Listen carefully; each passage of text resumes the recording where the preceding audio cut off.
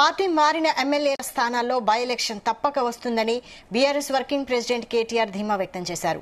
3 నెలలు లేకుంటే 6 నెలల సమయంలో ఎన్నికలు వస్తాయన్నారు. దమ్ముంటే పార్టీ మారిన నియోజకవర్గాల్లో రాజీనామా చేసి ఎన్నికలకు రండి అని కాంగ్రెస్ ప్రభుత్వానికి కేటీఆర్ సవాల్ విసిరారు. ఎన్నికలకు వెళితే కేసీఆర్ ఏంటో, రేవంత్ రెడ్డి ఏంటో తెలుస్తుందన్నారు.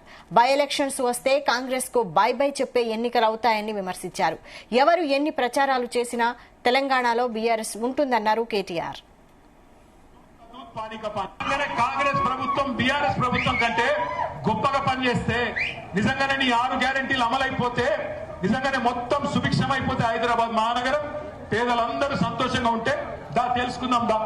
10 మందితో రాజీనామా పెట్టి ఎవరెందో దూద్ కా దూద్ పానీ కా పానీ రాజుగా చూసుకుంటూ అయిపోతుంది. రేవంత్ రెడ్డి కేసీఆర్ ప్రజలు డిసైడ్ చేస్తారు. అంతేనా? ఒకటి మాత్రం పక్క తెలంగాణలో సామెత ఉంది. పొట్టోడిని ఎత్తి పొడుగోడు కొడితే పొడుగోడిని ఎత్తి పోషమ్మ కొడుతుంది. పొట్టోడిని ఎత్తి పొడుగోడు కొడితే పొడుగోడిని ఎత్తి పోషమ్మ కొడుతుంది. అంటే దేవుడు ఉంటాడు, చూస్తాడు. ఇట్లా లుచ్చా పనులు చేసే ఏ నాయకుడినైనా బరాబర్ మడత పెట్టి కొట్టే రోజులు తప్పకుండా వస్తాయి.